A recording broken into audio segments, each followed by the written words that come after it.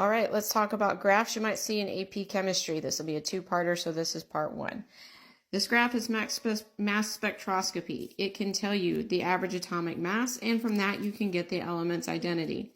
It can also give you the number and the mass number of your isotopes. So this has 3 isotopes, and you can see the mass number of each.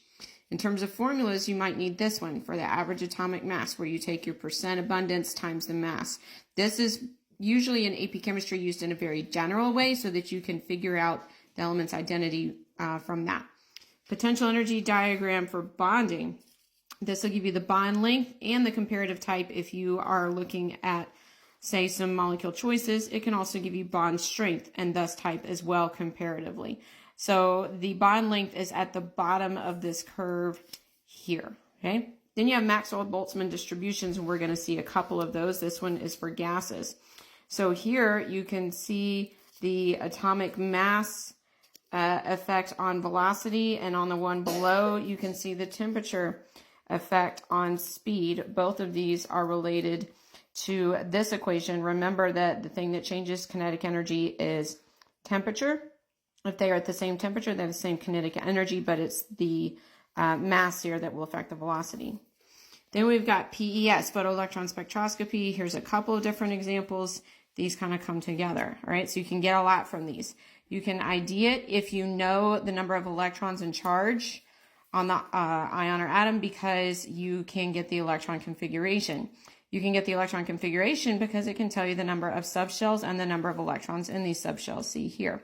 You can also get the effect of atomic number, so the number of protons on binding energy as seen here.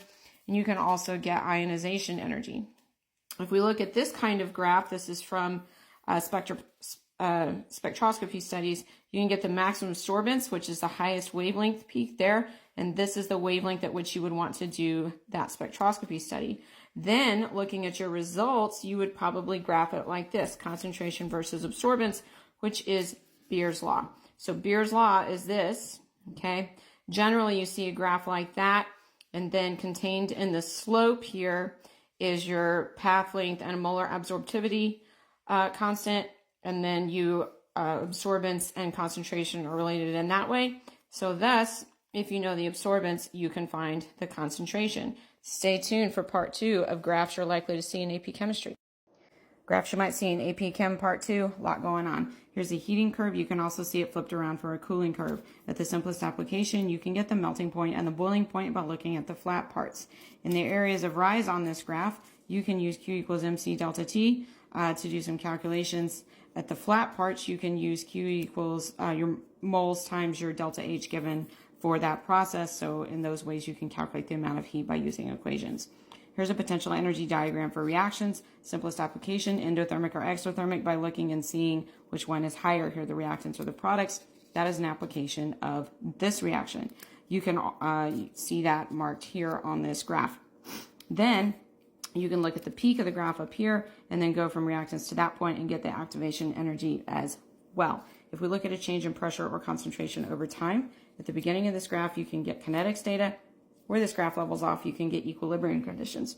You often are asked at what point equilibrium is established. That's where it gets flat. You sometimes also see a drastic change, like a big drop or a big rise, and that's where something was either removed or injected into the system, and then equilibrium was reestablished. Here's another Maxwell-Boltzmann distribution, this time for kinetics. Activation energy is typically marked on this graph, and then oftentimes we see 2 lines, and you can compare the relative favorability of the reaction occurring. So the more particles, the greater the area under the curve past the activation energy, the more particles were successful in overcoming the activation energy barrier.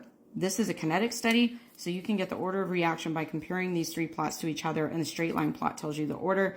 For half-life, you can use the first order only, at least in AP, to determine the half-life based on this graph. I've only seen this kind of graph for calorimetry used to determine the delta T in the reaction. You could also decide in which direction heat is flowing in or out. Titration curve has got a lot going on. So remember that the midpoint between this kind of flat area and this flat area is your equivalence point, and that is the point at which your moles of acid is equal to your moles of base, and so you can use this equation to determine a molarity as needed. You can determine the pH of the titrant by looking at where it levels off at the end up here. You can also determine the pH of the analyte by looking at the initial point over here. This one happens to be a a weak acid, strong base titration. And so we also have a buffering region in here. Your buffering region, you have a half equivalence point, which is essentially, the midpoint in this part of the graph. And at that half equivalence point, it's very special because your pH is equal to your pKa. Because at your half equivalence point, your concentration of conjugate base and your concentration of acid are equal to each other. And so at your half equivalence point, your pH is equal to pKa. So there you go. Two-part overview of graphs on the AP Chem exam.